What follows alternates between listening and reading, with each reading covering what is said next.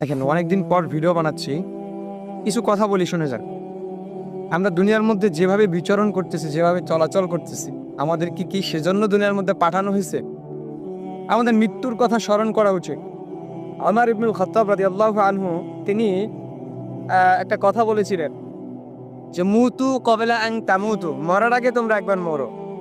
মরার আগে কিভাবে মরবেন আপনি? যখন আপনি মরার আগে মরবেন, এই কথাটা যখন আপনি চিন্তা করবেন, তখন আপনি বুঝতে পারবেন যে দুনিয়ার মধ্যে আমরা কেন এসেছি এবং আমাদেরকে কোথায় যেতে হবে।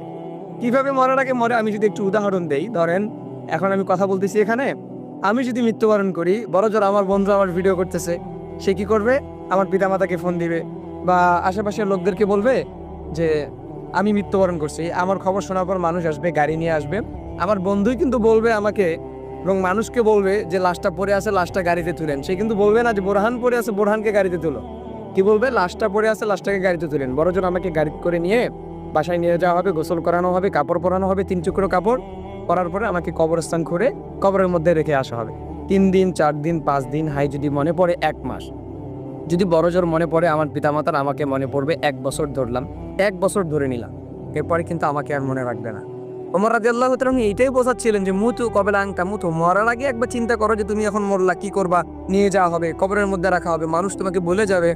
এই কথাটা যখন আপনি চিন্তা করতে পারবেন, যখন ভাবতে পারবেন, তখন কিন্তু আপনি বুঝতে পারবেন যে দুনিয়ার মধ্যে কেউ আপন না এবং দুনিয়াতে রবকে খুশি করার অর্থে আপনাকে দুনিয়াতে কাজ করতে হবে। এমন কিছু আমল করতে হবে, এমন কাজ করতে হবে যেই কাজগুলো করলে পরে কিয়ামতের দিন বা কবরের জীবনে গিয়ে আপনি রবের কাছে সন্তুষ্ট, মানে রবকে সন্তুষ্ট করতে পারলে আপনি জান্নাত পাবেন। রব খুশি হয়ে আপনাকে জান্নাত দেবে। সেই কাজগুলো আমাকে করতে হবে।